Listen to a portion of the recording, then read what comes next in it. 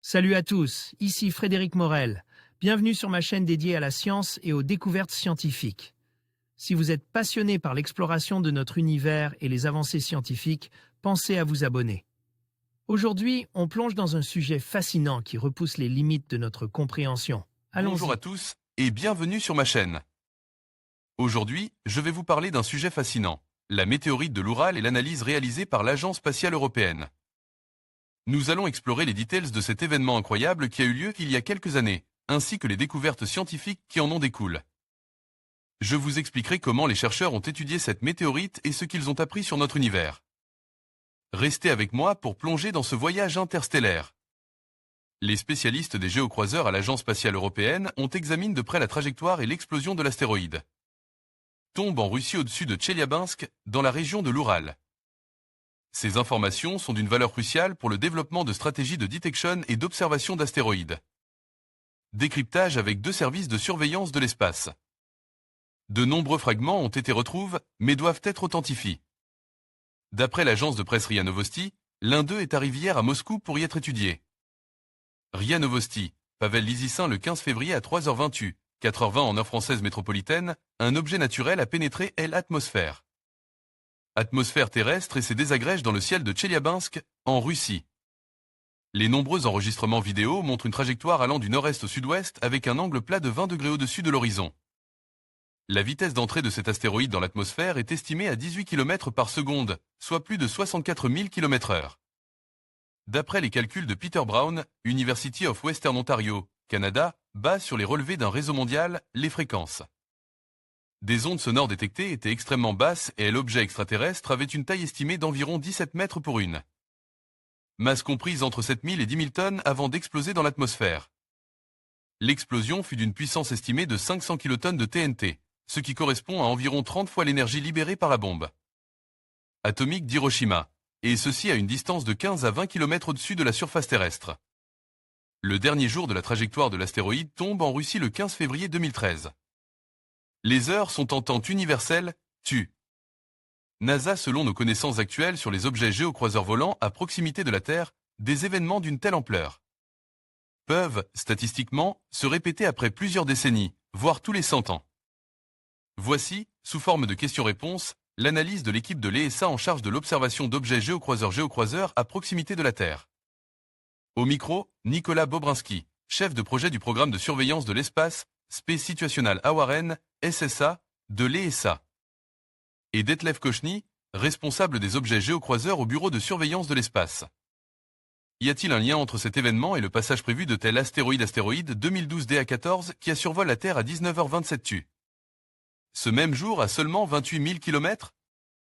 Detlef Kochny, la trajectoire et le lieu d'entrée dans l'atmosphère, ainsi que le fait qu'il y ait beaucoup de temps entre ces deux événements, indique que l'objet qui explose en Russie n'est pas lié à l'astéroïde 2012 DA14.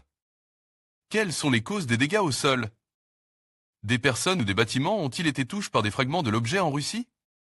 Detlef Kochny, de nombreux médias ont indiqué que l'onde de choc avait causé l'explosion de fenêtres et quelques dégâts aux infrastructures du centre-ville de Tcheliabinsk. Normalement, les premiers dégâts apparaissent quand la pression des RR est 5 fois supérieure à la pression normale au niveau de la mer. Un grand nombre de fenêtres peuvent se briser lorsque cette valeur est dépassée de 10 à 20 fois. Comme l'explosion et la boule de feu se sont propagées le long d'une trajectoire basse sur l'horizon, l'onde de pression cylindrique s'est certainement étendue avec intensité directement sur le sol. La partie finale de l'explosion s'est probablement située directement au-dessus de Tcheliabinsk. Cela a probablement été la principale raison des dégâts causés par l'onde de choc.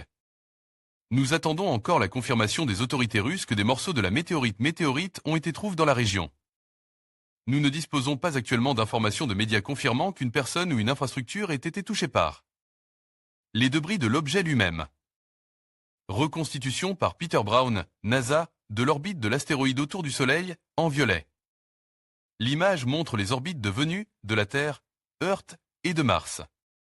Sur ce schéma, ces planètes tournent dans le sens inverse des aiguilles d'une montre.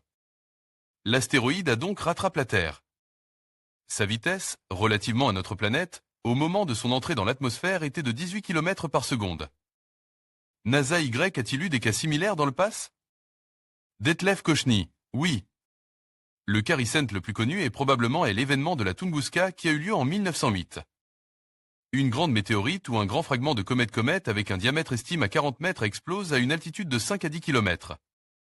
Ce fut le plus grand caillou spatial ayant pénétré l'atmosphère terrestre enregistré à ce jour, bien qu'il y ait eu des impacts. Beaucoup plus important d'un point de vue géologique. L'impact de Sikhotaline dans l'ex-Union soviétique avait été causé par un objet ferrugineux ayant une énergie équivalente à 10 kT de TNT. Il fut alors enfoui en grande partie dans le sol le 12 février 1947 au lieu d'exploser en l'air, comme cela fut le cas la semaine dernière. Le 8 octobre 2009, l'entrée d'un objet dans l'atmosphère avait provoqué une boule de feu et une onde de choc au-dessus des îles indonésiennes. Comparable au cas russe la semaine dernière. L'énergie libérée à l'époque était d'environ 5 kT. Quels sont les risques associés à un tel événement?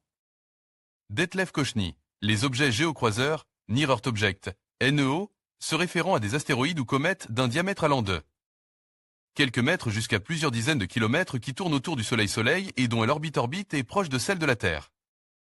Actuellement, il y a plus de 600 000 astéroïdes connus dans notre système solaire, dont 9 000 NEO. Dès qu'un objet est détecté, son orbite peut être calculée et un profil individuel de risque peut être développé.